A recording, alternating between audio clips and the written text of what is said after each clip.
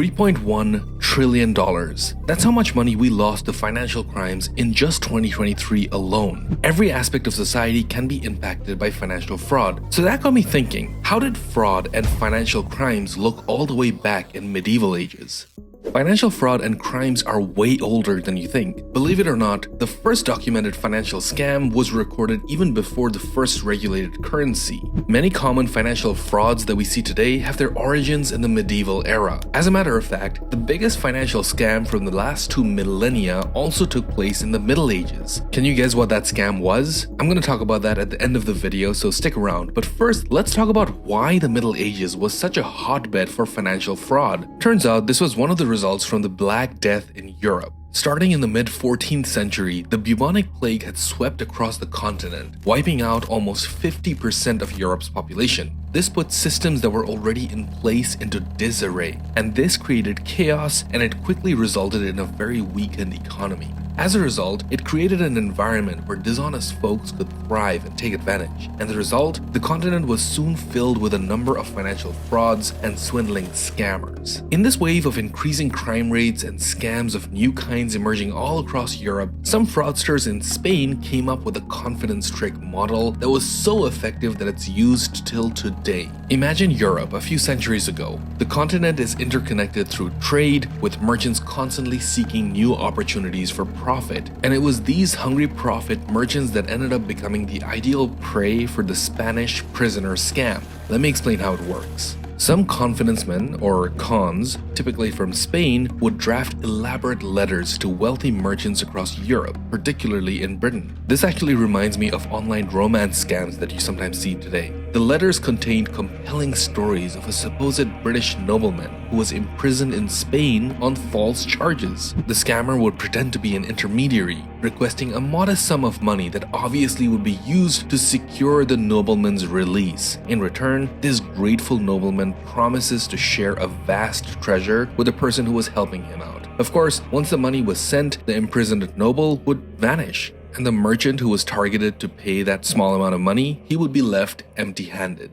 This also reminds us of the Nigerian prince scam that we're all too familiar with. Now, this scam was simple yet effective because it relied on two very human behaviors, preying on human greed and the desire to help. The Spanish prisoner scam exists today in a lot of modern forms. Emails that promise you a highly desirable job, but only if you pay a small fee upfront. Or a stranger who's a financial expert with incredibly successful investment portfolios offer to handle your funds for staggering returns, all for a small fee. Does all this sound very familiar? These all originate from the Spanish prisoner scam. Now, the Spanish prisoner scam may have relied on many empty promises, but other medieval cons took a more hands-on approach. With the rise of minted coins and standardized currency, a new type of financial fraud emerged, and that was called coin clipping.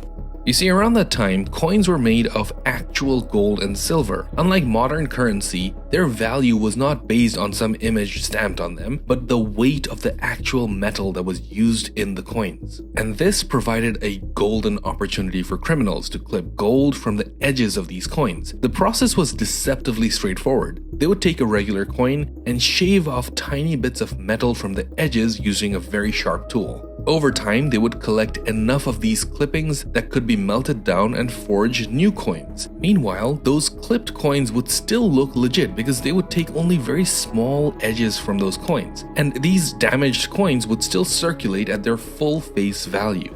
Coin clipping became such a widespread fraud throughout Europe that authorities in some places ended up declaring it equivalent to treason, punishable by death. Now, despite these severe reparations, coin clipping remained popular. It wasn't until 1696 that these con artists were completely defeated, and that was thanks to Sir Isaac Newton. Not many people know this, but Sir Isaac Newton served as warden and then master of the Royal Mint from 1696 to 1727 until he died. Anyway, he was the one who suggested the idea of rounding all the coins and milling fine lines on the edges to make it easier to inspect if the coin has been clipped. Because of this measure, coin clipping had gone down drastically, and we have none other than Sir Isaac Newton to thank for it.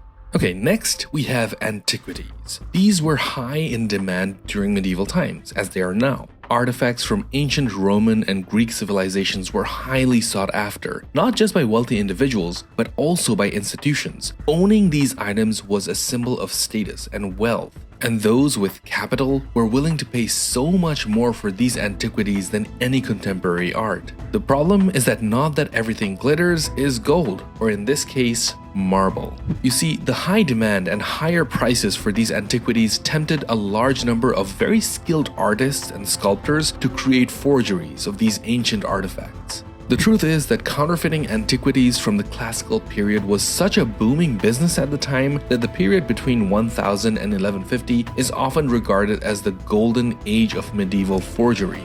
And unknown artists or small-time artists were not the ones who were breaking into this business. Some of the greatest names from that period were caught creating fake antiques. There's evidence that even Michelangelo may have created and sold forgeries. That's right, that's the same Michelangelo who's widely known as one of the greatest artists ever.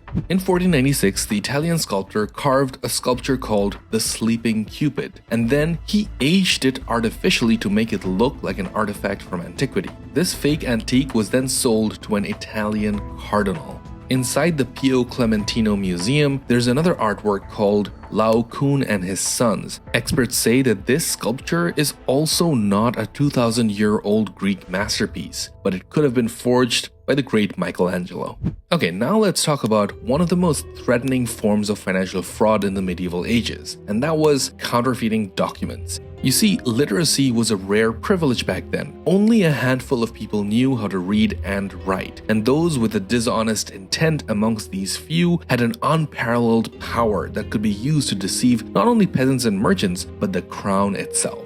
Creating fake charters, land grants, and legal documents was easier than it ever had been since then. Basically, if you knew how to write, there was hardly anything stopping you from manipulating the course of wealth and power with nothing but ink and parchment at that time. And shockingly, or unshockingly, the biggest perpetrators of this scam were often found within the clergy itself. With access to literacy and official seals, they were in a prime position to abuse the system. Members of the church were notorious for creating counterfeited documents to grant lands and titles, sometimes going as far as fabricating entire histories to support their claims. Now this brings me back to something I said earlier in the video. Remember I talked about the biggest financial fraud in the last 2 millennia?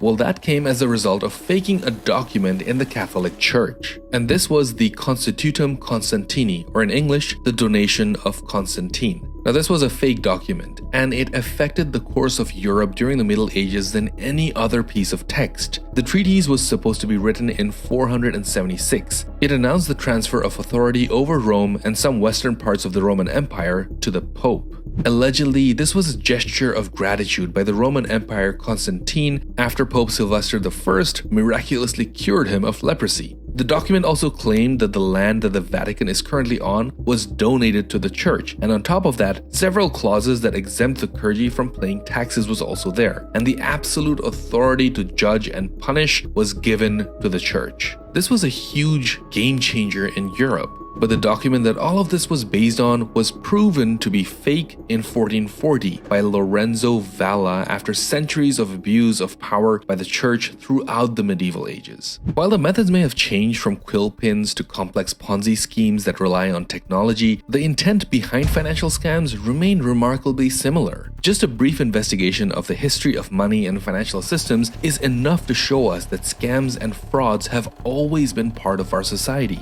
Many argue that financial systems in the medieval times were just beginning to take shape, and that these systems and processes were just being identified at this time. It was very early days, and because of this, the financial systems were not sophisticated, which is why it was so easy for people to cheat the system and to abuse their power. But financial fraud, to this day, even with so many modern technology and safeguards in place, still exists. Medieval financial frauds serve as a reminder of the timeless nature of financial deception, but they're also an integral part of the evolution of finance. Now, talking about the evolution of financial scams, here's a video about the history of the most recent Ponzi schemes. So go and check it out if you haven't already, and I'll see you soon.